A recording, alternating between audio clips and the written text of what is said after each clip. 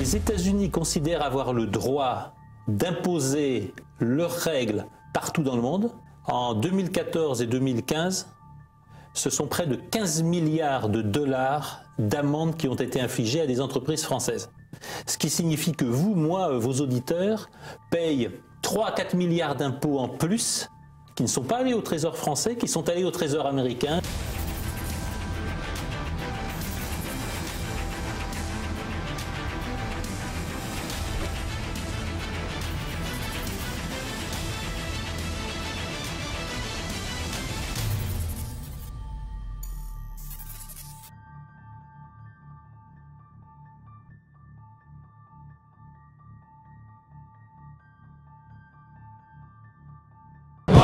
Symbole de courage, pied droit, reflet de volonté.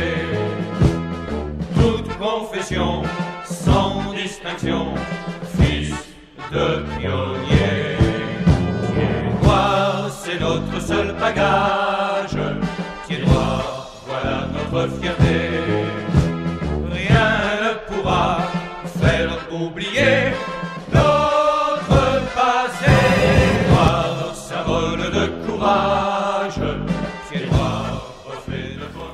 Bonsoir et bienvenue dans ce numéro 5 de l'émission Au Forum en compagnie de Bernard Colle, le secrétaire général de Jeunes Pieds Noirs. Bonsoir Bernard. Bonsoir Martial. Merci d'être là avec nos invités, bien évidemment le député du Gard et avocat Gilbert Collard. Bonsoir Gilbert Collard. Bonsoir. Et aussi l'animateur de Livres Libres sur TV Liberté, avec beaucoup de succès. C'est un plaisir de faire cette émission avec vous.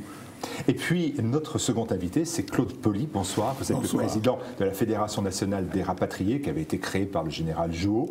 Merci d'être présent avec nous et on va évoquer, avant de vous donner la parole, quelques hommages parce qu'il y a eu beaucoup de disparitions en l'année 2015, au début de 2016. On pense bien évidemment à Pierre Descaves qui avait été ici dans cette émission, à Jean Sépi, au capitaine Marcel Ronda, à Gabriel Men, à Guy Forzi, à Gabriel Anglade aussi, et puis Robert Tabarot, et puis d'autres disparitions encore que je vous laisse évoquer. Oui, alors on voudrait, évidemment, dans toutes ces disparitions, on ne peut pas évoquer toutes ces personnalités qui ont fait le monde rapatrié, qui se sont battus pendant des années pour défendre les intérêts à la fois moraux et matériels de notre communauté.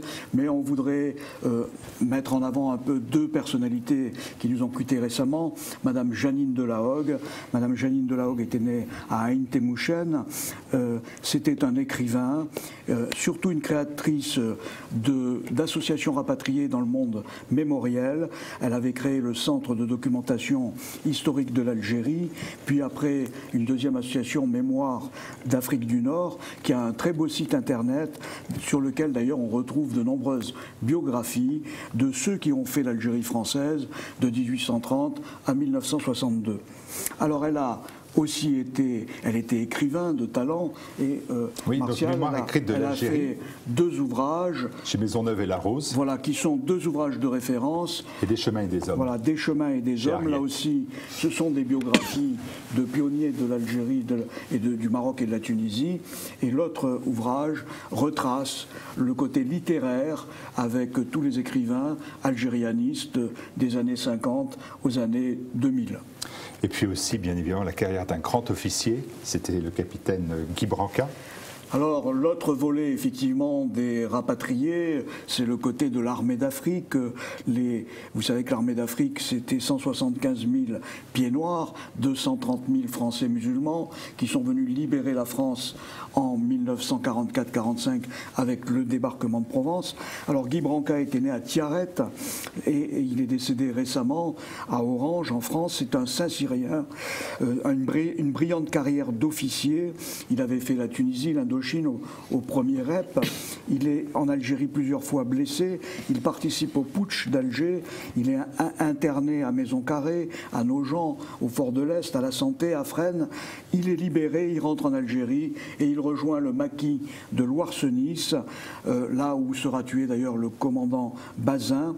Il reconnaît l'exode. Il partira en Afrique du Sud où il connaîtra une très belle carrière, il fera une très belle carrière. Et d'ailleurs, ceux qui s'intéressent à cette histoire pourront retrouver tous les détails dans les livres de Pierre Montagnon qui racontent les aventures de ces officiers perdus.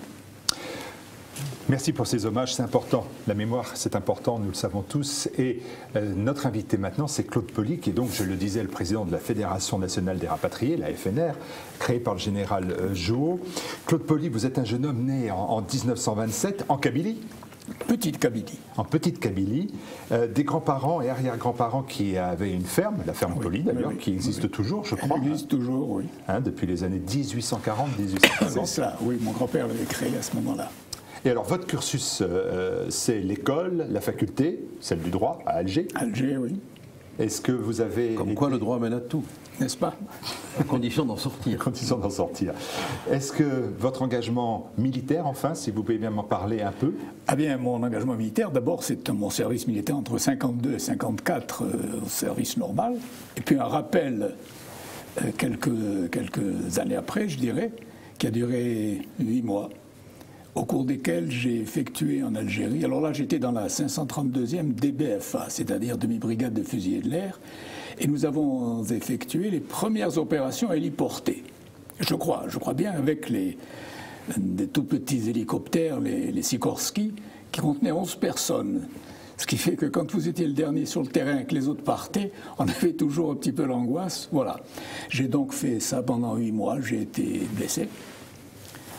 Et je suis rentré ensuite, comme tout le monde, à la maison.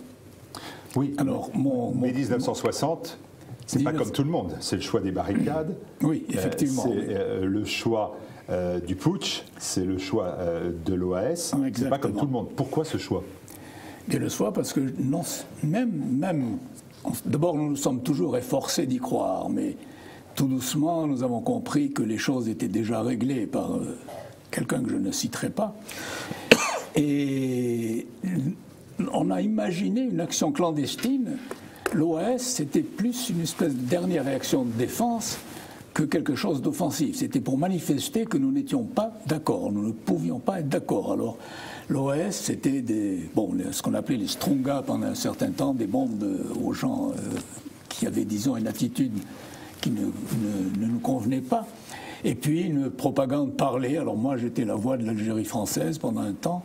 Seguin était sur la radio pirate, sur la télé. On coupait les émissions, c'est Seguin qui parlait sur la télé à sa manière, jusqu'au moment où la cause a été entendue et je dirais le circuit fermé. J'étais à l'époque au Trésor, fonctionnaire. Et je suis resté en Algérie sur ma demande, après l'indépendance, jusqu'au 30 décembre 1962. Pourquoi? Parce que je me suis dit qu'au fond, je resterai là jusqu'au bout, je ne pourrai pas rester au-delà, je m'arrangerai pour que les choses se passent le mieux possible pour les gens qui rentraient. Et puis, j'ai été obligé d'assister à un certain nombre de choses. Je raconte toujours l'histoire du coup de téléphone de la délégation. C'était après l'indépendance de la délégation. C'était Nosiato, qui était un parent de mon beau-père, qui m'appelle et qui me dit « Je vais venir te voir, il faut me faire un chèque pour Ben Bella ». Je dis « Moi, si vous avez une ordonnance légale, je vous fais un chèque pour Ben Bella ». Alors, c'était à l'époque, je ne sais pas si les gens en ont fait conscience, mais la Casbah à Alger, ce n'était pas une ville arabe, c'était une ville kabyle. Et les Kabyles, ce n'était pas Ben Bella. Alors, M. Haït Ahmed et l'autre, j'oublie toujours son nom, kabyle, étaient un peu en tension avec M. Ben Bella. Donc, pour apaiser ces tensions, il fallait de l'argent, M. Ben Bella. Donc, M. Nosiato est venu, j'ai averti le trésorier général, je n'étais que fondé de pouvoir, qui s'appelait... peu importe. Et je lui ai dit, je viens vous voir avec M. Nosiato et un chèque de 35 millions au nom pour M. Ben Bella. Il m'a dit, venez me voir, parce qu'il s'était mis dans son bureau et il m'avait laissé son bureau de manière à gérer les affaires courantes, je dirais. Nous sommes donc montés voir le trésorier général avec Nosiato et effectivement, j'ai fait un chèque au nom d'Ahmed Ben Bella. Non pas au nom du président d'Ahmed Ben Bella, qui était le deuxième président. Le premier, c'était Ben Kheda. Ben Bella avait succédé à Ben Kheda. Il avait des problèmes avec les Kabyles. Quand il a eu... Donc, je fais le chèque et je le tends au trésorier général. Gallois, il s'appelait Gallois. Et Gallois me dit, écoutez, nous allons le signer tous les deux. Je dis, c'est une formalité. Si je le signe, ce n'est pas ma signature, c'est la vôtre. Nous avons signé ce chèque qui a été donné à Ahmed Ben Bella, et les tensions de la Casbah se sont apaisées dans les 15 jours suivants. Autrement dit, je pense que Ben Bella avait dû arroser suffisamment. Non, mais ça se passe à quel moment, ça? Ça se passe à 2 ou 3 mois après l'indépendance. Oui, c'est en décembre, novembre. Je peux me permettre de... Vous êtes là pour cela. Non, mais c'est assez extraordinaire d'avoir un témoin... vécu, c'est du vécu. De l'histoire. Hein.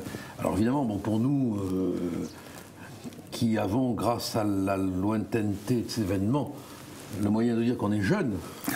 Vous pouvez. Hein, bon, ça ne dure pas en général. Hein. C'est extraordinaire de pouvoir interroger un témoin. Alors, j'ai été très frappé par ce que vous avez dit, parce que, d'une part, vous avez fait partie de l'OAS. Oui. En même temps, nettement, vous étiez fonctionnaire. Ah oui. Puis... Je n'étais pas très fier, je vous dirais. Non, mais je ne porte aucun jugement sur l'histoire, parce que, dans mon fauteuil, je ne suis pas dans la tempête. Le jour où j'y serai, j'assumerai la tempête et les orages, mais je me garde bien de juger, quand je suis à l'abri de la tempête et de la pluie, ceux qui sont sous la pluie et dans la tempête. Ça, je crois que c'est une conduite que beaucoup de commentateurs, d'historiens, de jugeurs devraient avoir. Mais alors... Question. Alors, bon. Comment on peut vivre le statut de fonctionnaire, faire un chèque, c'est-à-dire rester quand même dans la légalité la plus enfin, encore que faire un chèque à Ben Bella, c'était peut-être légal, mais était-ce bien moral? Ça, c'est une autre question, mais c'est pas, vous n'étiez pas là pour en juger, non, on est bien d'accord. Hein. Vous ne viviez pas une espèce de distorsion quand même? Oui, c'est ça, l'égalité du métier et illégalité dans l'action. J'étais le responsable du Trésor en Algérie, parce que mon patron, lui, il était venu chercher une 3e pour une seconde, donc lui, l'Algérie, ça ne l'intéressait pas. Et puis, les crédits, on en avait à ne savoir qu'en faire, parce que tous les crédits militaires du jour de l'indépendance étaient à ma disposition. Voilà. Alors moi, vous voulez ma question, elle est très... C'est comment est-on fonctionnaire et la voix de l'Algérie française de l'autre côté? D'abord, qu'est-ce qui fait qu'à un moment donné, un homme légaliste, fonctionnaire, qui a une vie d'une honnêteté irréprochable. Oui, je crois. Non, on peut le dire. D'honnête homme, oui. D'honnête homme, voilà, c'est déjà un idéal difficile à atteindre. Comment se fait-il qu'à un moment donné, il prend la décision d'entrer dans l'illégalité au sens où la loi est ce qui est en vigueur? L'illégalité, non, ce n'était pas l'illégalité, parce que la loi était ce qu'elle était. L'Algérie était abandonnée, l'Algérie était indépendante, et nous étions simplement les liquidateurs de la France en Algérie, des opérations de la France en Algérie. Donc moi j'étais fonctionnaire français sans problème. De ce côté-là, j'ai continué ma tâche jusqu'au 30 décembre 62 où j'ai pris l'avion. Mais parallèlement, M. Poli, vous étiez la voix de l'Algérie française. Mais avant. Dans les émissions pirates de l'OAS. Oui, dans cette voix de l'Algérie française, moi je peux dire que je suis un témoin, je t'ai entendu. Ça y est, vous l'avez tutoyé. Il s'était juré de ne pas se tutoyer. Mais c'est pas grave, c'est pas grave. Non, mais c'est la sincérité que non. Ne reprenez pas, c'est la sincérité qui triomphe. Je t'ai entendu à la Radio France, ça s'appelait Radio France à l'époque, et j'entendais le message. Oui, ici Radio France, la voix de l'Algérie française, ouvrez portes et fenêtres, etc. Oui, pour que je l'entende. Alors on va écouter, si vous voulez bien, peut-être un extrait d'ailleurs de l'émission Pirate. Radio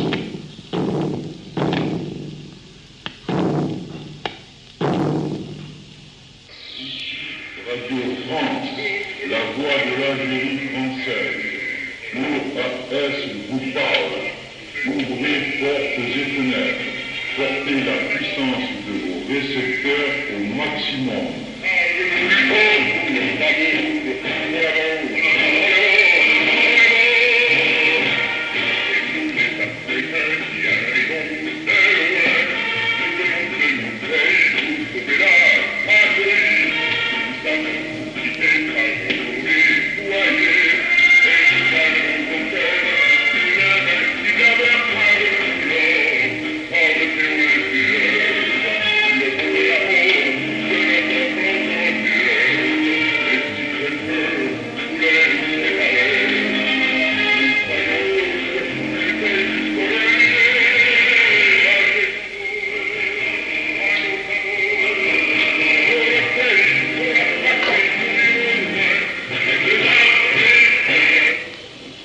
répondre à votre question, mettre juste une petite introduction, et après Claude nous répondra, c'est parce que l'OS est un mouvement de résistance.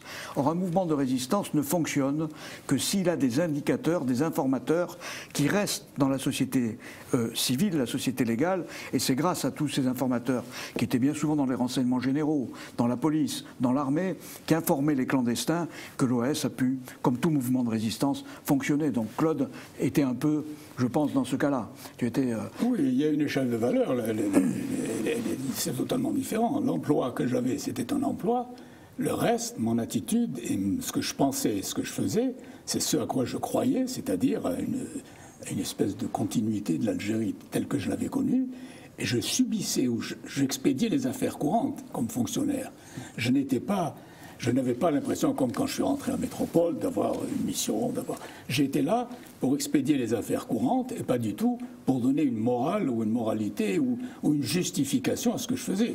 Je fermais la boutique. Alors, on va passer 1969. Vous poursuivez cet esprit de résistance puisque vous créez l'AFNR, la Fédération nationale des rapatriés. Vous êtes coprésident avec la présidence du général Jouhaud. Pourquoi, en 69, la résistance, elle est encore nécessaire ? Elle est nécessaire parce que nous n'avons pas obtenu, je dirais globalement et d'une manière tout à fait générale, les indemnisations que nous avons souhaitées, mais nous avions une figure de proue, c'était le général Jouhaud, qui pouvait, étant donné sa renommée, sa position, nous cautionner, je dirais, et je n'étais pas le premier. Je n'étais pas le premier des présidents. C'est Roger Fenech, qui était député à l'époque, qui a créé le Front National des Rapatriés, qui est devenu Fédération Nationale pour éviter toute équivoque avec le Front National. Ensuite, après Fenech, il y a eu maître Jean Trappe, qui l'a présidé un temps. Jean Trappe est mort. Nous l'avons ensuite coprésidé avec mon ami Santini, qui vivait à Perpignan. Yvon Santini. Yvon Santini, oui.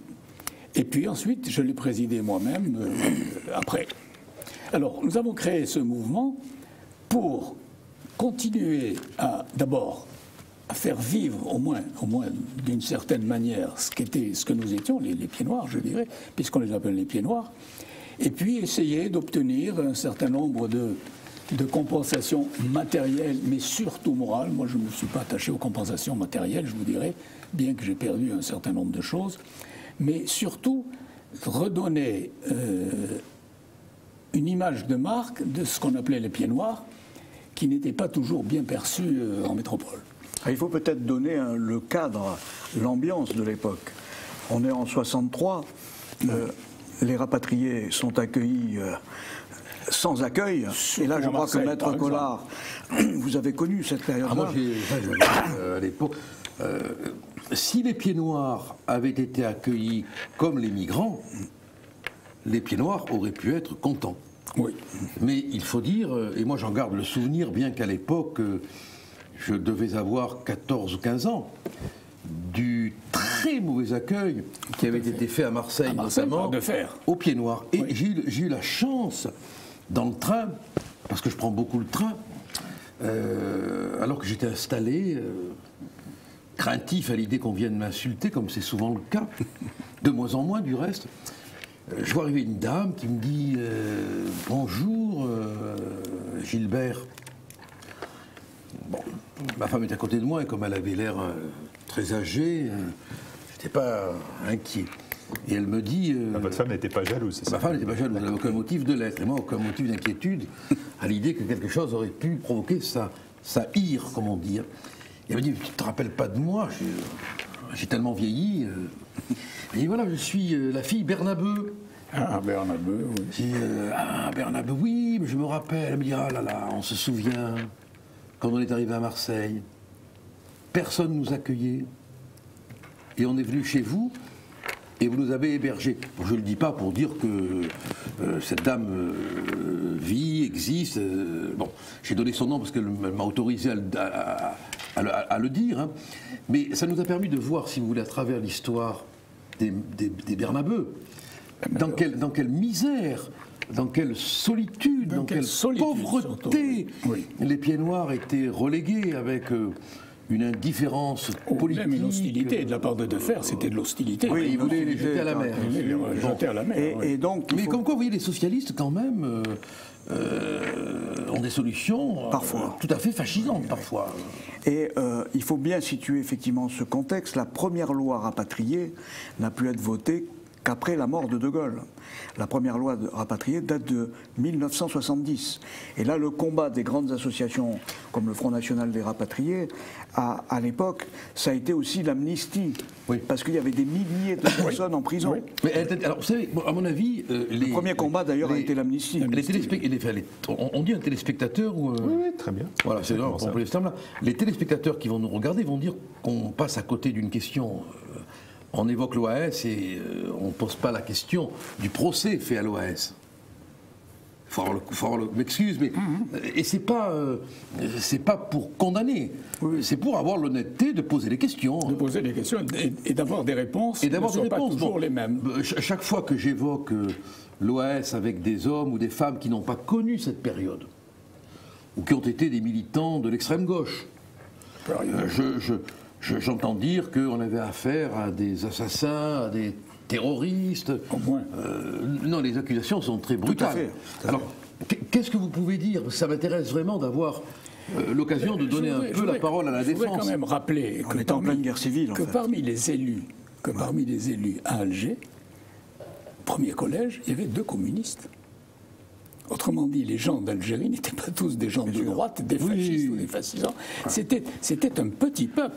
Le peuple de Pieds-Noirs, c'était un petit peuple. Il y avait de tout. Et je rappelle chaque fois, il y avait des communistes. Il y a eu un maire d'Alger communiste. Il s'appelait, je ne sais plus si c'était Tubert ou Fayet. Fayet, Tubert, un général de gendarmerie et un autre. Donc, un général de gendarmerie communiste. Oui. Quelle époque merveilleuse vous avez vécu. Oui, on a vécu cette époque. Il a été maire d'Alger. Je ne sais plus si c'est Fayet ou Tubert. Je sais que c'est un des deux. Donc, il y a une fausse image qu'on a mal perçue en France, c'est que le petit peuple blanc d'Algérie, c'était pas des grands propriétaires. Des propriétaires, des colons, il y en avait 17 000. Sur 1 million et quelques, c'est pas beaucoup, hein. Donc, il y a toute une image fausse. Et Babelouette votait communiste, votait rouge. Je poursuis, si vous voulez bien, pour qu'il faut que nous avancions aussi sur les activités d'aujourd'hui, parce que il y a la revue de la FNR, c'est nous les Africains, il y a bien évidemment la loi Vérité et Justice pour les Français rapatriés, Gilbert Collard, vous portez aussi à l'Assemblée. Donc ça, ce sont les combats d'aujourd'hui, ils n'ont pas fini. Les combats gagnés, les combats perdus, puis les combats d'aujourd'hui encore. Les combats d'aujourd'hui qui sont fort bien défendus d'ailleurs, Dieu merci. Mais cette loi. Alors on y reviendra. On va y revenir tout à l'heure. Alors il y a une autre question qui m'intéresse. Mais on se fatigue aussi parce qu'à force de se battre je sais bien que Cyrano de Bergerac dit que les combats les plus désespérés sont les plus beaux. Et qu'en entrant chez Dieu, ce soir, il saluera son seuil bleu avec son panache.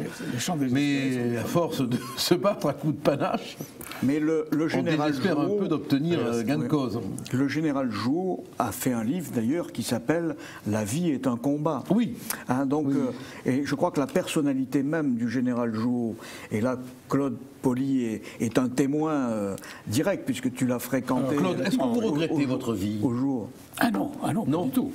Ah non, pas du tout. Alors non.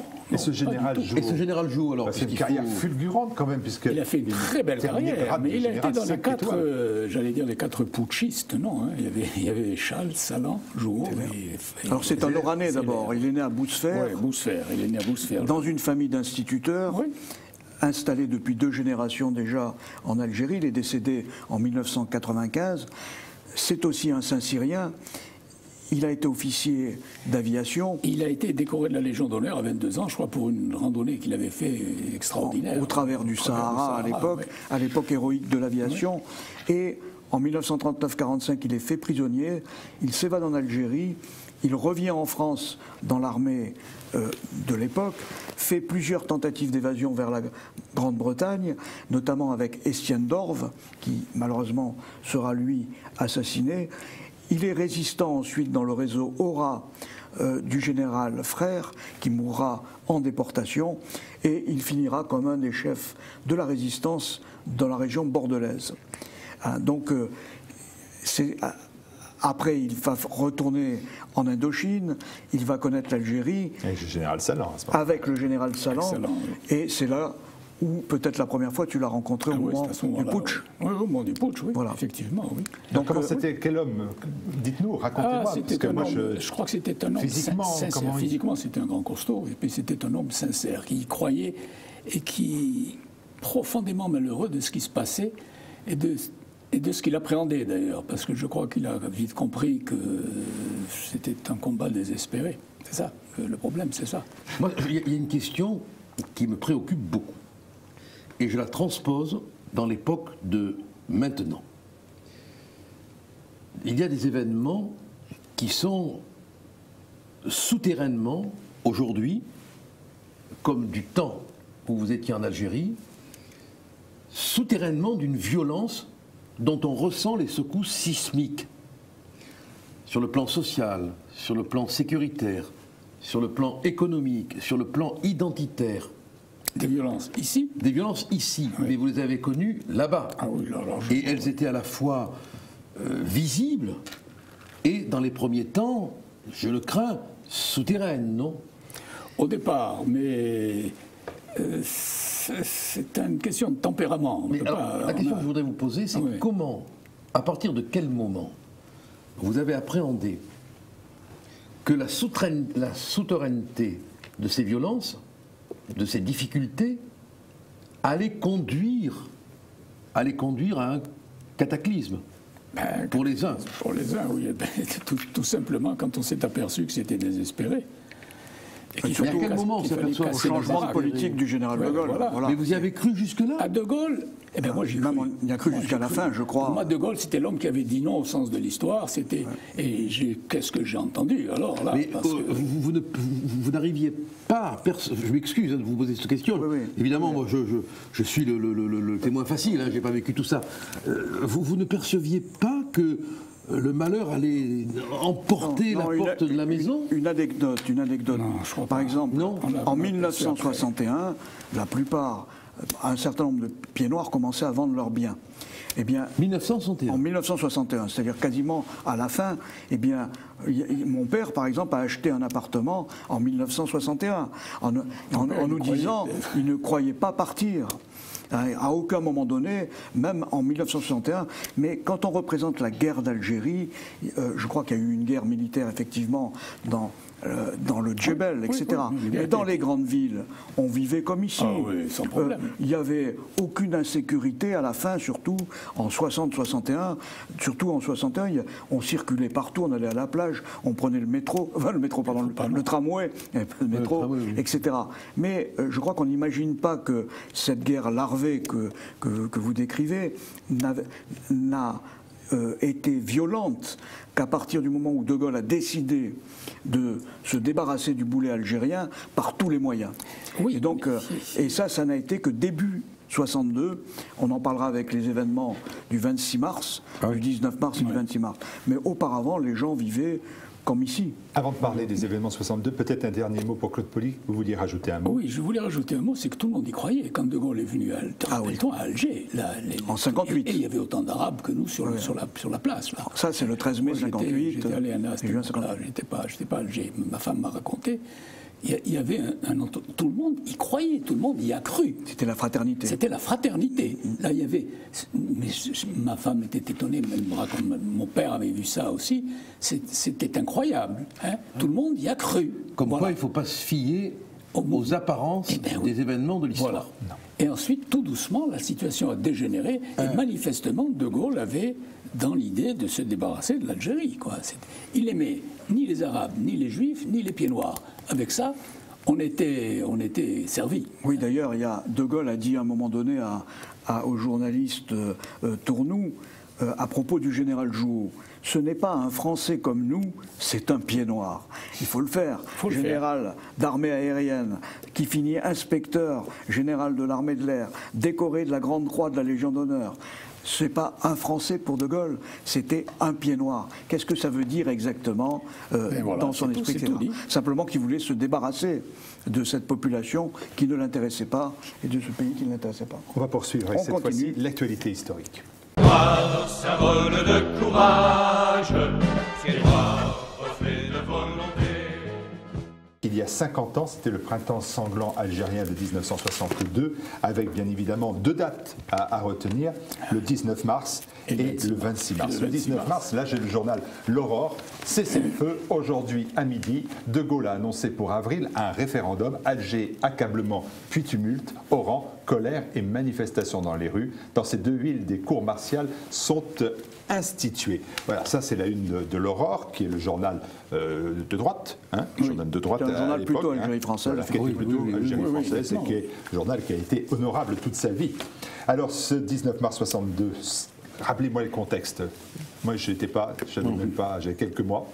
Donc le contexte du 19 mars 62. Le 19 mars 62, c'est les soi-disant accords d'Évian, mais c'est surtout le commencement de la fin.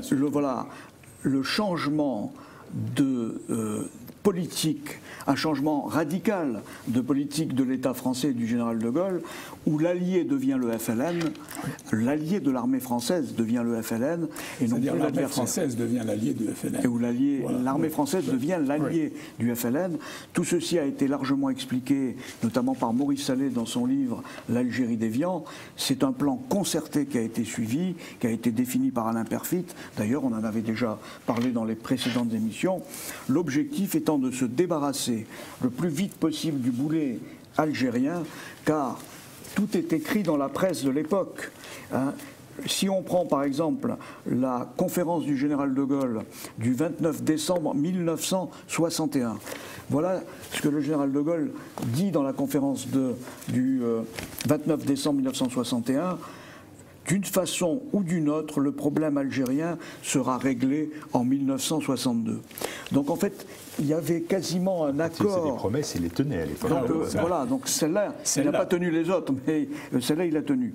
Donc les accords d'Évian, pour nous, c'est comme vient de le rappeler Claude Poli, c'est le début de la fin, c'est le début de tous les malheurs des Français d'Afrique du Nord, et notamment avec la fusillade du 26 mars 62, une semaine après, c'est le Bataclan algérois, c'est-à-dire que l'armée française tire à la mitrailleuse pendant un quart d'heure sur une foule désarmée, 80 morts, 200 blessés. Je ne sais pas si tu étais à Alger à ce moment-là. J'étais à Alger, j'étais de l'autre côté, j'étais au Trésor, moi. Oui. Voilà. Et je n'ai pas pu venir chez moi parce que la ville a été bloquée, fermée pendant un temps. Et le soir, il a fallu que j'attende la nuit pour rentrer chez moi. Sur le 19 mars 62, je vous propose de regarder un extrait du film, bien évidemment, La valise ou le cercueil de Charlie Cassan et Marine Avenel. Très, très grand film.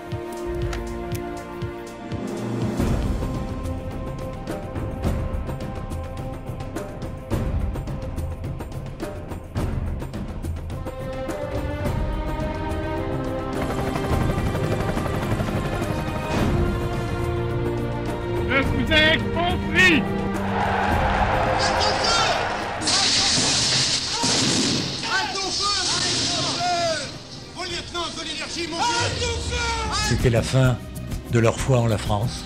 Mon pays, la France, il a disparu dans ce cataclysme qui a emporté l'Algérie. La France a disparu aussi. Nos parents ont pris la valise et aujourd'hui il nous reste le cercueil.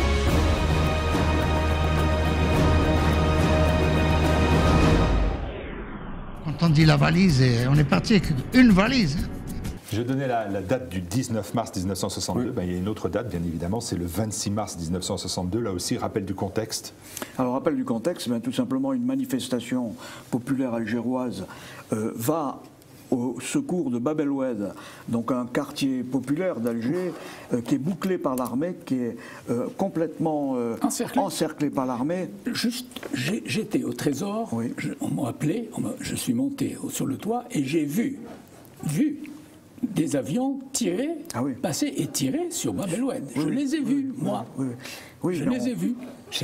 C'est incroyable. Hein? Pourquoi? Parce que Bab el-Oued était bloqué. C'est absolument fascinant, l'armée française. C'est fascinant jusqu'à un certain point. Quelle est votre réaction à ce moment-là? L'incompréhension? C'est l'incompréhension. C'est inconcevable qu'on se tire dessus, que les Arabes, c'est un terme global qui n'est pas très bien adapté, mais qu'on soit mitraillés par mais que des avions français, des avions viennent tirer à Bab el-Oued, parce que Bab el-Oued était considéré sur les immeubles. Bab el-Oued était considéré comme c'est un blocus total. Et pas de possibilité, même pas passer pour manger. J'avais un copain très bon que j'ai retrouvé ici après, qui était juif et qui avait un truc très typé. Il se faisait passer pour un arabe pour aller apporter à manger à Bab el-Oued à des gens qui étaient bloqués dans le quartier de Bab el-Oued. Et j'ai vu, moi, des avions français tirer à la mitrailleuse sur Bab el-Oued. Il faut dire qu'il y avait eu une consigne, effectivement, de l'organisation de l'OAS pour que le quartier de Bab el-Oued se révolte. Il s'était donc révolté quelques jours avant, mais révolté de façon pacifique, en tapant sur des casseroles, etc. Le gouvernement en a profité pour boucler l'intégralité du quartier avec des barbelés, des chars, et comme le dit Claude, les chars tirés sur les façades des maisons à la mitrailleuse. Il y a eu 70 morts, bien souvent d'ailleurs des femmes et des enfants, et le but était d'affamer le quartier de façon à ce qu'il rentre dans l'ordre. Je peux me permettre, mais qu'est-ce qui fait que ce versant de l'histoire de la guerre d'Algérie n'est connu que des pieds noirs qui l'ont subi finalement? Mais quand vous parlez des événements d'Algérie, cet événement-là est complètement occulté. Moi, je le connais parce que je vis avec beaucoup d'amis pieds noirs, on en parle souvent, mais je suis étonné dans les débats. On est malheur vaincu. Malheur vaincu, oui, c'est une bonne explication. Oui. Non, mais c'est la seule explication. Ce sont des Français qui tirent sur des Français. Mais ce sont des Français. Mais c'est une guerre civile, en fait. On est dans une guerre civile. Oui, mais alors, je ne sais pas si on a le temps, mais vous allez me dire que je suis obsédé par cette inquiétude, mais comment, à un moment donné, le flux des tensions, le flux des exaspérations, le flux des inquiétudes se réunit pour créer cette situation de guerre civile? C'est le général de Gaulle qui a créé. Un homme peut le faire. Un homme l'a fait totalement. Il y avait aussi un état d'esprit en métropole. Les gens en avaient assez que leurs enfants aillent se faire casser la gueule. Moi, je me rappelle ma mère qui disait je veux pas que mon frère aîné devait partir faire la guerre d'Algérie. Et elle disait non, moi, j'ai pas envie qu'il aille se faire tuer. Voilà, c'est ça. Il y avait cet état d'esprit en France, donc ça a facilité un petit peu. Elle n'était pas la seule à le dire. Bien sûr. Mais il y avait quand même en France une forte partie de la population qui était Algérie française. Il y avait, mais il y en avait une autre bonne partie. Je veux dire, le grand génie de Gaulle en termes politiques, c'est d'avoir été le général micro. Par la parole, il a brisé le putsch. C'est-à-dire que par son discours du 24 ou du 25 avril, il a réussi par la parole à inverser le courant qui était lancé sur place. Et en fait, comme il l'avait dit le 29 décembre 61, il voulait se débarrasser au plus vite de l'Algérie. Alors pour quelle raison, c'est un autre débat, mais en tout cas, pratiquement c'est ce qu'il a réussi à faire. Et pour y arriver, il fallait que les Français d'Algérie se rendent compte que c'était fini, et pour qu'ils se rendent compte qu'il était fini, on leur a tiré dessus. À partir de là, tout le monde est parti. On regarde encore un extrait, si vous voulez bien, du film Harkis les sacrifiés. Les associations favorables à l'Algérie française sont interdites. Leurs membres sont arrêtés et internés. Devant les difficultés rencontrées, De Gaulle demande à Alain Peyrefitte de publier des articles dans la presse, laissant croire qu'il est favorable à la partition de l'Algérie, une approche qui inquiète à la fois le FLN et l'OAS. Celui-ci publie, à la demande du général de Gaulle, ses réflexions dans l'ouvrage « Faut-il partager l'Algérie ?» Page 109, y est présenté le plan qui sera intégralement appliqué pour mener l'Algérie à l'indépendance. L'OAS règne alors sur les grandes villes d'Algérie.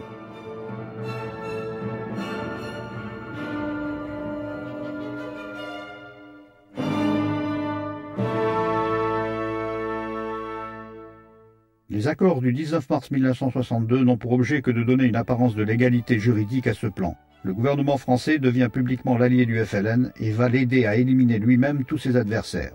Pour sacrifier lui-même les autres tendances musulmanes, il retire arbitrairement, en violation de l'article 15 de la Déclaration universelle des droits de l'homme, leur nationalité française aux Algériens arabes et berbères. Les Français d'Algérie ne participeront pas au référendum du 8 avril 1962 qui scelle pourtant leur destin. Les harkis sont désarmés et licenciés. L'armée française se retire des derniers postes militaires, laissant la population sans défense. Dans son étude, Alain Peyrefitte souligne que 1 500 000 Français musulmans sont directement menacés dans leur vie par ces mesures.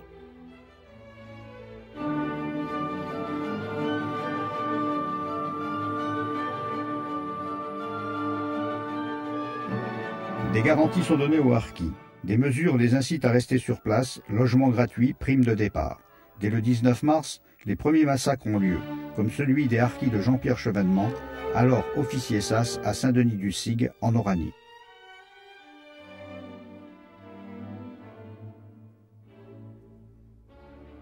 La répression de toute opposition, même pacifique, suffira pour provoquer l'évacuation de la communauté européenne en métropole. Le 26 mars, Christian Fouché donne l'ordre de tirer sur les manifestants, venus témoigner leur solidarité aux 70 000 habitants du quartier de Bab el-Oued, bouclés et affamés depuis 4 jours. C'est le massacre de la rue d'Isly.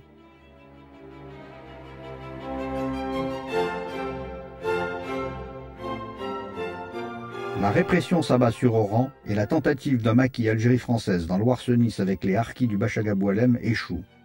Les Français d'Algérie ne peuvent arrêter l'État français d'installer lui-même un exécutif provisoire composé des doublures des hommes du FLN qu'il a choisi.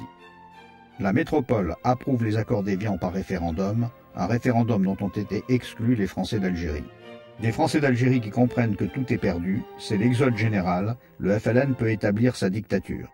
Et puis Bernard Colle, il y a aussi l'anniversaire de ces événements du 26 mars, à Paris notamment, une manifestation qui est organisée, je crois. Alors il y a effectivement tous les ans dans toute la France un grand nombre de manifestations qui sont organisées, des messes et des cérémonies en mémoire des victimes de la rue d'Isly. Il y en a une plus particulièrement à Paris, donc qui aura lieu le 26 mars à l'Arc de Triomphe, un dépôt de gerbes qui est organisé par l'association Souvenir du 26 mars 62, animée par monsieur Claude et madame Colette Rochette.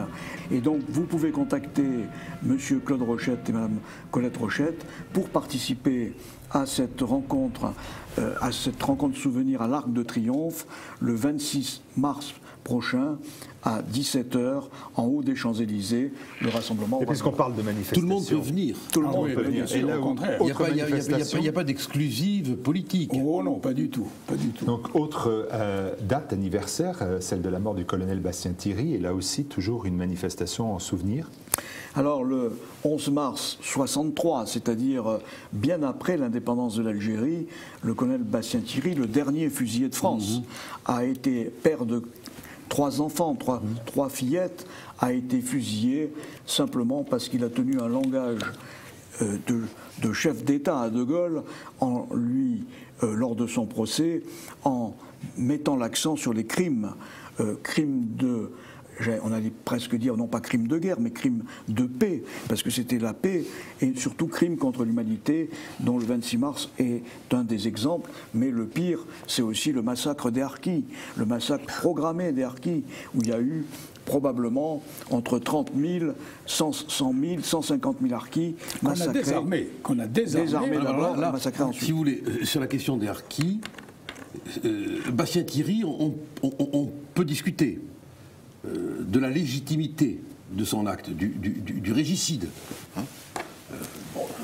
Les uns considéreront que le régicide était justifié, d'autres diront que c'est un acte de résistance, qui constitue un acte de résistance, et puis d'autres diront que c'est un acte interdit par la loi. C'est un extraordinaire débat qu'on pourrait avoir du reste un jour.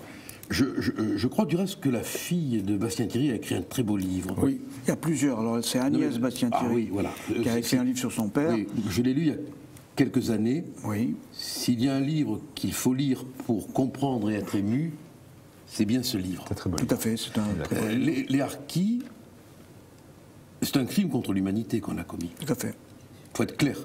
Un crime contre l'humanité. Là, je n'ai aucune hésitation à le dire. On a désarmé.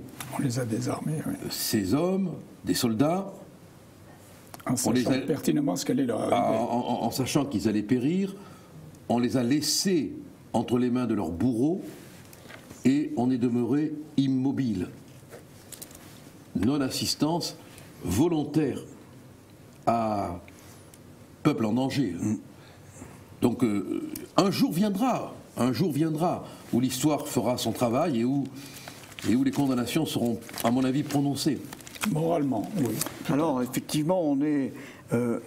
le geste de Jean-Bastien Thierry est un geste qui se justifie, comme il l'a dit dans sa déclaration du 2 février 1963 à son procès, par solidarité. C'est un geste de solidarité avec les Français d'Algérie qui étaient chassés de leur terre natale, au mépris des droits de l'homme, au mépris du droit français. Et on ne comprend le geste de Bastien-Thierry que parce qu'il était profondément humain et qu'il ne pouvait pas supporter de voir cette population jetée comme ça sur les routes de l'exil. Et il faut lire aussi le livre de Madame Bastien-Thierry, parce qu'en 1984, Madame Bastien-Thierry, Geneviève Bastien-Thierry, nous a autorisé à créer le cercle Jean Bastien-Thierry, qui perdure aujourd'hui, qui est animé par Hélène Bastien-Thierry, qui nous prie de l'excuser. Elle voulait venir aussi présenter le cercle, mais elle a eu un empêchement. Ce cercle a été créé par une personnalité aussi. Le premier président s'appelait Monsieur Pierre Richard, qui a été un grand résistant et qui, avec Louis de Condé, le colonel Moinet, Monsieur Laganne, Pascal Bertin, qui était membre Louis du de Condé, commando. Que je connais bien. Pardon. Louis de Condé, que je connais bien. Louis de Condé, qui a déjà fait une émission. Il est à Vichy. Oui, je connais bien. Et qui a fait une émission avec nous ici. C'est un poète aussi. C'est un poète aussi. C'est un poète et un poète de qualité. Un très grand poète, oui. Lajos Marton, le Hongrois, là aussi, comment s'expliquer que des Hongrois qui avaient participé au drame de Budapest en 1956 ont rejoint l'OAS pour faire partie du commando Bastien-Thierry. Il y avait 3 Hongrois dans le commando Bastien-Thierry. Et Jeunes Pieds Noirs, nous avons créé ce cercle qui a une activité très importante aujourd'hui, que les gens peuvent retrouver sur Internet, dont vous avez les coordonnées qui s'affichent à l'écran. Il y a une cérémonie tous les 11 mars à 15h au cimetière de Bourg-la-Reine, des cérémonies, des messes dans toute la France, pour rendre hommage à ce geste, non pas désespéré, parce que Bastien-Thierry pensait à l'époque qu'il allait pouvoir arrêter une partie des massacres qui continuaient, notamment des harkis qui étaient dans les camps et dans les prisons algériennes, et surtout des disparus européens.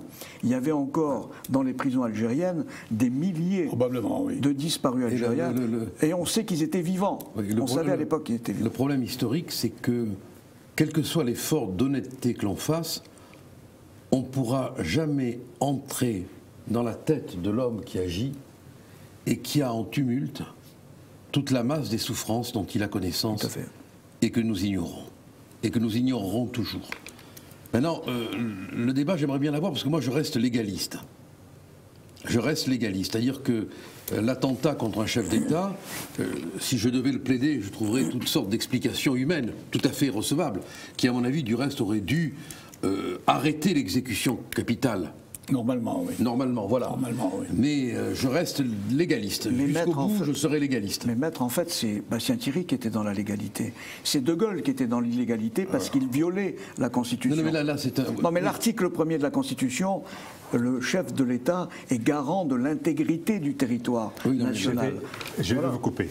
Donc on pourrait faire un débat. Je vais vous couper parce que c'est un débat qui est un débat historique, mais un débat volontiers. remarquable et juridique. Et moi, ce qui m'intéresserait, c'est il y a 2 questions que nous devons voir maintenant, c'est les relations État-rapatriés. Ça, Gilbert Collard, vous allez nous en parler. Mais auparavant, une question plutôt d'actualité. C'est-à-dire qu'il y a cet abandon de l'Algérie et aujourd'hui, eh bien, il y a une situation française. Aujourd'hui, avec l'Algérie, on le voit bien, avec la baisse du pétrole, on voit des articles comme le cri d'alarme de Nicolas Bavrez dans le Figaro du 15 février.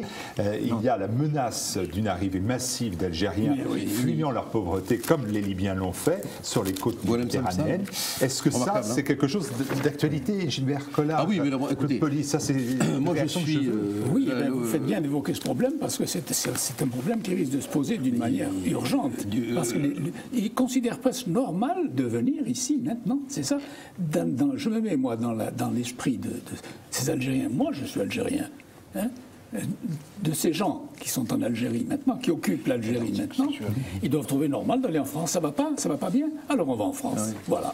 Et même Boualem Samsal, c'est quand même aberrant. A pris la peine de faire un article dans le Figaro, je crois. Oui, dans le Figaro aussi. Pourquoi l'Algérie fait peur à l'Europe? Pour nous alerter. Mais c'est très simple. L'analyse de la situation sur le plan politique, elle est simple.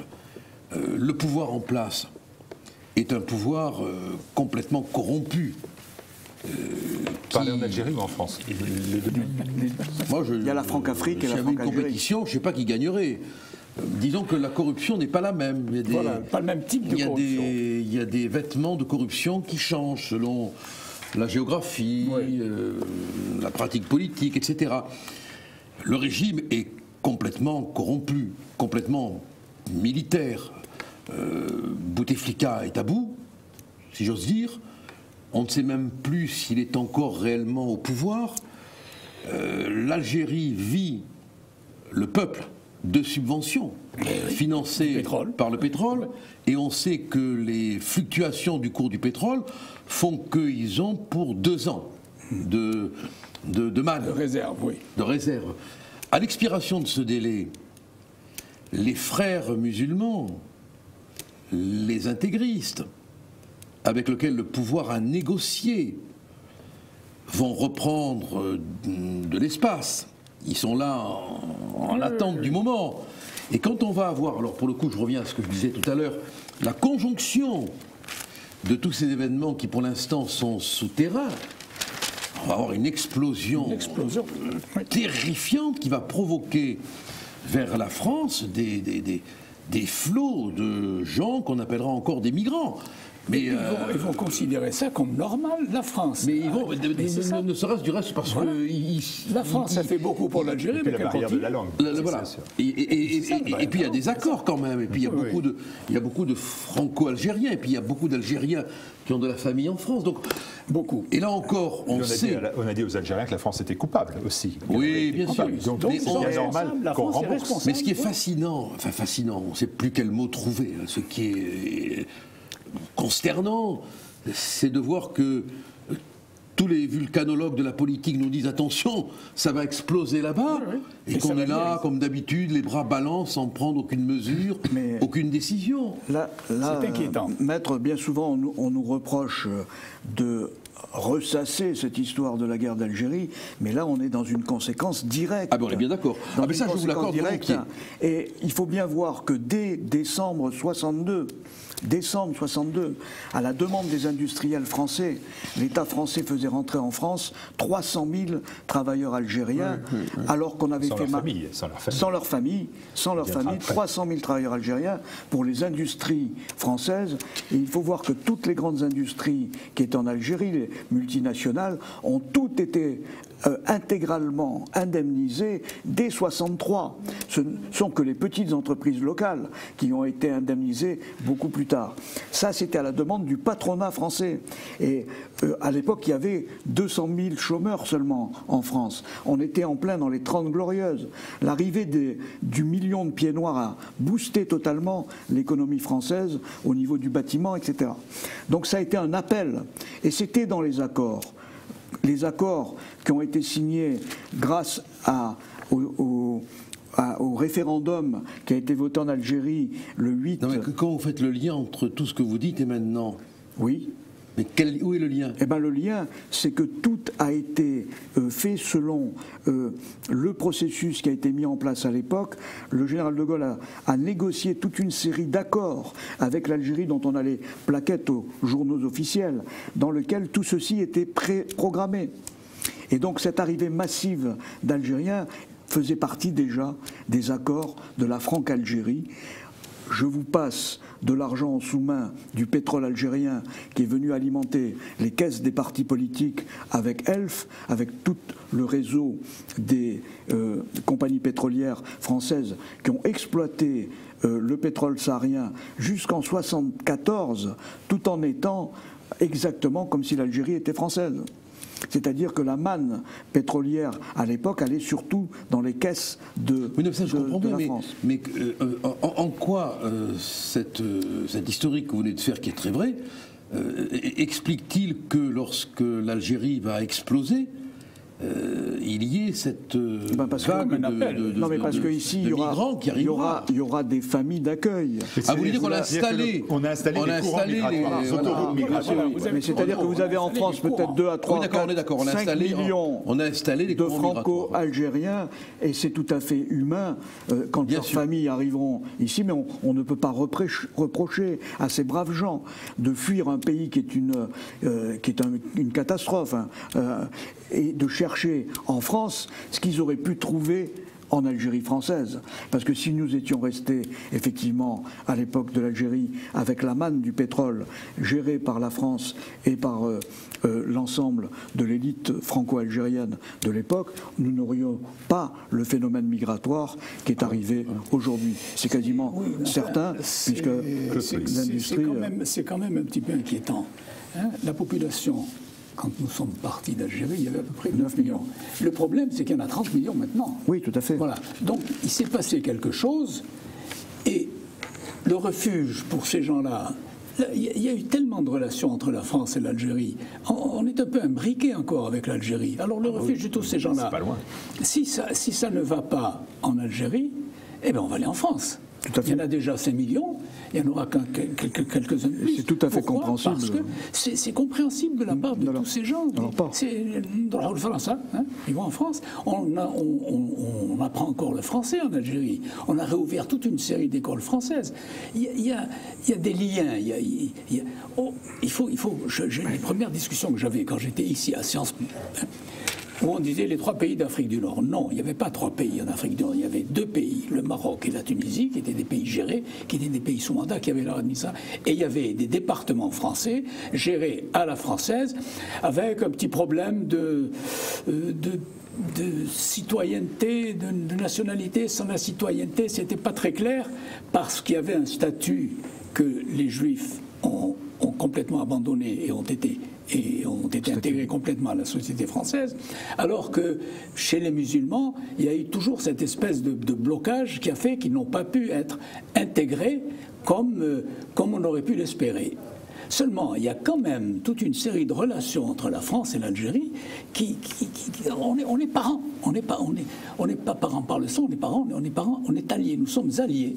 Et s'il se passe des choses en Algérie qui ne sont plus supportables, eh bien on va en France. Alors il faut voir quand même que les 2 statuts avaient totalement disparu lors du référendum de la Constitution de la Ve République, puisque le général de Gaulle lui-même, le 4 juin 58, au Forum d'Alger, a dit il n'y a plus en Algérie que 10 millions de Français à part entière, avec les mêmes droits et les mêmes devoirs. Oui, d'accord, mais oui, ça c'est ce qu'il a dit. Moi, je trouve que ce que vous venez de dire est très beau, parce que c'est la vérité historique. La vérité. On a, grâce à vous, grâce aux pieds noirs, bon, d'autres diraient merci du cadeau.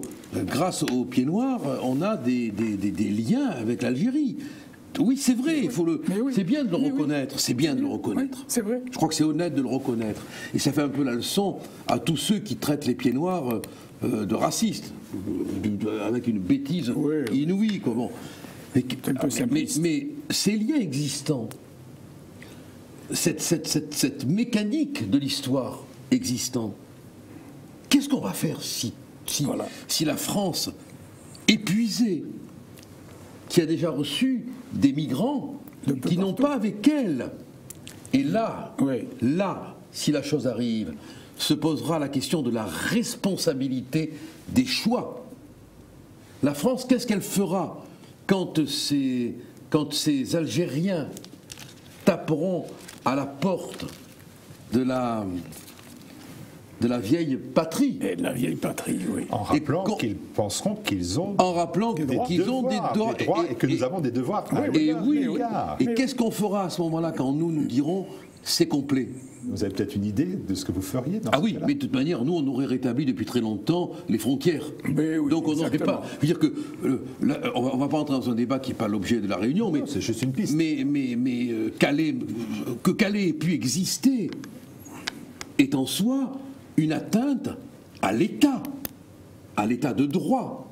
Bon, je sais bien qu'il y avait des accords du Touquet qui sont des accords d'imbéciles qu'on n'aurait jamais dû signer, mais un État de droit n'accepte pas que se construise en son sein une situation comme Calais. Jamais on ne l'aurait accepté. Oui, mais jamais. Mettre en 1962, le 19 mars 62, justement, le général de Gaulle a violé totalement le droit français, notamment la Constitution, puisque par les accords les déclarations unilatérales du gouvernement français, il n'y avait même pas d'accord. Il n'y avait pas d'accord évident. Par la loi du 13 avril 62, De Gaulle a géré le problème algérien uniquement par décret ordonnance, et il a fait une ordonnance le mois d'août 1962. Il a retiré la nationalité française aux 9 millions de Français musulmans qui avaient voté la Constitution au mois de septembre 1958, au mépris évidemment des droits de l'homme. On poursuit, et là j'interroge Gilbert Collard sur ses relations État rapatrié, avec toujours cette idée de poursuivre la loi vérité et justice pour les Français rapatriés. J'ai l'impression que la situation est bloquée, malgré votre talent, malgré... Avec Bernard, on y travaille. Et Bernard, il travaille... Comment quelque chose peut vous résister, Gilbert Collard ? Vous savez, tant qu'on n'a pas le pouvoir, on n'a pas le pouvoir. Donc, on se bat, on ne se désespère pas. On parle. Parce qu'on appartient... Ça fait 54 ans. On appartient à une génération de combattants. La vie est un combat. Oui. Bah oui. Donc, on fait des réunions, on essaye d'exercer des pressions sur les députés qui voient venir quand même la brise des élections et qui, d'un seul coup, se mettent à réaimer les pieds noirs, les harkis, tout en les ayant un peu oubliés pour certains pendant la période où les choses étaient calmes. Voilà, on essaye de tous les côtés, sans aucune, je crois, discrimination politique. On tape à toutes les portes, on est prêt à accueillir toutes les bonnes volontés, mais quand une majorité politique ne veut pas, mais on est dans un contexte favorable, puisque Claude pourra nous le confirmer. C'est au moment des élections que toutes les lois rapatriées ont été obtenues. Donc là, on est dans un créneau tout à fait favorable, élection présidentielle suivie d'une élection législative. Ça rend les gens... C'est le moment, et c'est la raison pour laquelle... Alors on a quand même beaucoup avancé, parce que on est passé un peu vite sur la période la plus difficile du Front National des rapatriés, les années 70-80, mais à l'époque, on rasait les murs. Dire qu'on était pieds noirs et harkis dans les années 80, je peux vous dire que c'était pas, on ne pouvait pas le dire publiquement. Aujourd'hui, quand vous dites que vous êtes pieds noirs et harkis, vous êtes considéré comme une victime. Donc tout ceci, c'est le fruit. C'est le fruit d'une action continue des associations de rapatriés, des campagnes de presse que nous avons faites. Mais il faut briser l'omerta. Comment on fait pour briser l'omerta ? Mais briser l'omerta, c'est mettre les parlementaires face à leurs responsabilités. Pour l'instant, Maître Collard a assumé sa responsabilité de parlementaire. C'est pas lui qu'il faut convaincre. Non, mais maintenant, nous avons une deuxième réunion avec les parlementaires prochainement. Mais c'est quand même pas mal que je sois convaincu. Oui, justement. Le mardi 15 mars, nous recevons pour la deuxième fois les parlementaires. Oui, on se bat. Et puis Bernard, vraiment, fait un boulot énorme. Donc, et on écrit au chef de l'État, on écrit à M. Valls pour lui dire que la machine administrative ne fonctionne pas, puisque, regardez, M. Valls a écrit 4 fois à M. Todeschini pour lui dire de nous répondre. Lettre en tête du Premier ministre. Oui, c'est vrai. Et M. Todeschini pratique l'omerta, parce que c'est la politique des gouvernements français depuis 62. La politique du gouvernement français, c'est de... C'est pas la première fois que Manuel Valls ne serait pas entendu et écouté. J'ai l'impression qu'en ce moment, c'est pas facile pour lui. Et pourquoi on ne fait pas des annonces presse, par exemple ? Pourquoi vous ne lancez pas dans ces annonces de presse pour faire connaître ? Non, on en a fait quand même 22 annonces presse. C'est quoi ? C'est un problème de financement, c'est ça ? Il y a évidemment un problème de financement. Et plus on sera nombreux... Il y a un problème, oui. Plus on sera nombreux à participer. On se heurte quand même au mur idéologique de la gauche dominante. Pas tellement au niveau des médias, puisque Le Monde a accepté de passer nos annonces. À partir du moment... de publicité ou article ? Ah non, de publicité. Depuis quand Le Monde refuse de l'argent, il avait même passé une publicité que Isorni avait demandé à faveur de Pétain. Oui, mais quand la voie rédactionnelle... Le Monde est à gauche, son portefeuille n'a pas de patrie. Mais quand la voie rédactionnelle est bouchée, il nous reste la voie de la communication par annonce, et nous avons quand même fait 22 annonces dans Le Monde, Le Figaro, Valeurs Actuelles. Concrètement, etc. Bernard Colle, comment on peut vous aider financièrement? Voilà, à l'essentiel. Eh bien, simplement en envoyant un don à Jeune Pied Noir, boîte postale 4, 91 570 à Bièvre, l'adresse que vous voyez à l'écran, et en participant concrètement à toutes les actions que nous allons organiser. On en parlera tout à l'heure au niveau du programme. Il y a toute une série de rencontres où vous pouvez venir nous voir. L'Assemblée nationale, c'est réservé aux parlementaires et aux journalistes, mais il y a des rassemblements, on le verra tout à l'heure. C'est une belle cause à défendre, c'est une belle cause à défendre. Donc il faut regarder à nouveau l'adresse qui s'inscrit de façon à pouvoir vous aider, parce qu'il y a beaucoup de matériel. Vous faites des DVD, vous faites des autocollants, des tracts. Moi je vois, je suis là un observateur, je vais vous bouger si vous voulez. Donc, ça vaut la peine. Les gens qui veulent manifester le 19 mars ont des affiches, des autocollants. Eh bien, ça va nous permettre de parler du calendrier des manifestations, parce que vous êtes aussi présent dans de très très nombreuses. Moi aussi, donnez-moi une. C'est dans de nombreuses manifestations, et la première, c'est celle du 19 mars. Alors, on peut en garder 62. Oui, on peut la garder. Alors, sauf si on aide financièrement. 62 associations participent à notre campagne, auprès desquelles vous pouvez trouver tout ce matériel, effectivement, d'affichage pour les panneaux légaux, etc. Vous avez différents modèles, vous avez même deux plus grandes qui sont très connues, et c'est celle d'ailleurs que nous avons présentée à François Hollande le 11 novembre 2012, lorsque, à la fin de la cérémonie à l'Arc de Triomphe, en lui demandant de respecter ses engagements vis-à-vis des rapatriés, M. Hollande a fait un peu comme au Salon de l'Agriculture, pof, il est parti à toute vitesse. Voilà, donc en fait les moyens d'intervention sont relativement simples. Parler, maître, parler.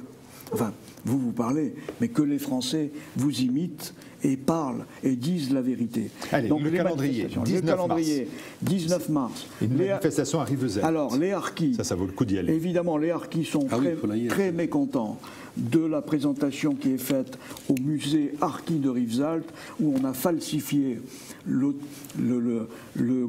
Conseil général qui a financé le musée de Rivesaltes, évidemment, a falsifié la présentation du 19 mars 62, et ils vont manifester massivement le 19 mars devant le musée pour dire que le 19 mars 62, ce n'est pas la paix en Algérie, c'est le début de tout leur malheur.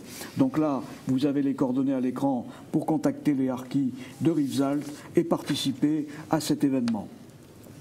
Dans toute la France, il y a des manifestations aussi qui sont organisées. Le 19 mars, on a bien compris. Qui sont organisées par le collectif national non au 19 mars 62, surtout dans la région PACA, par notre ami Hervé Cuesta, que vous pouvez joindre au numéro de téléphone 06 60 73 80 02, qui s'affiche à l'écran.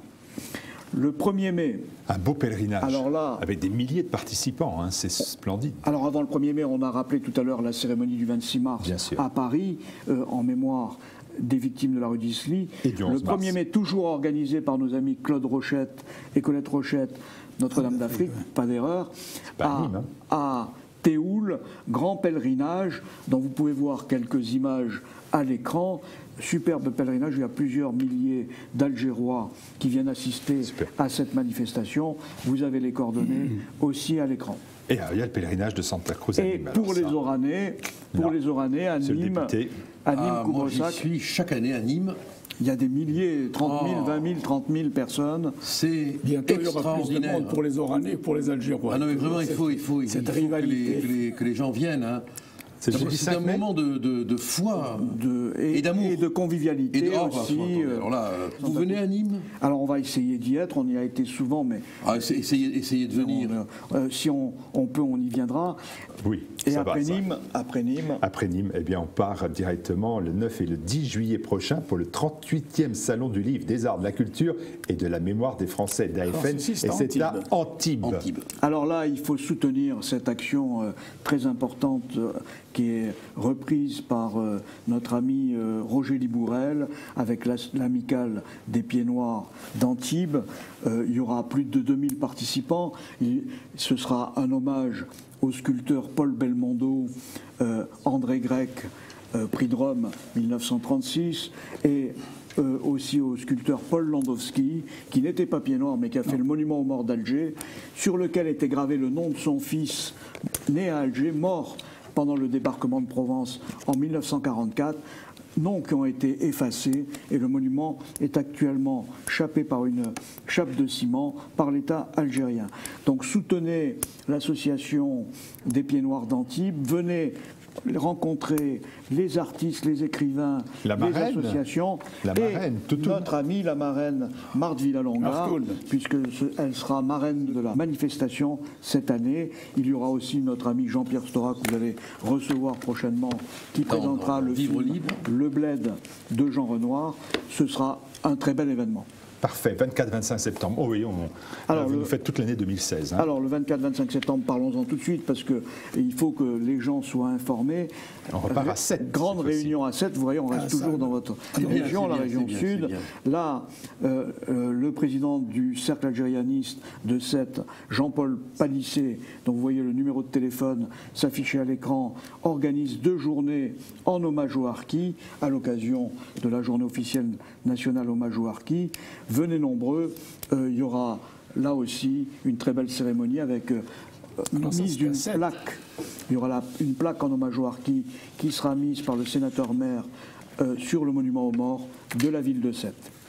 Et puis, alors le 5 décembre, là, c'est toutes les manifestations d'hommage aux alors victimes. Là aussi, il faut souligner plus particulièrement le numéro qui vient de sortir de La Voix du combattant. La Voix du combattant. La Voix du combattant 64 combattants en Algérie. Nos compatriotes de l'UNC qui ne cessent de rappeler qu'après les fameux accords du 19 mars 62, 540 soldats ont été portés disparus et dont on ne sait toujours pas ce qu'ils sont devenus. Il faut lire le très beau éditorial, très bel éditorial du Samakari, le président.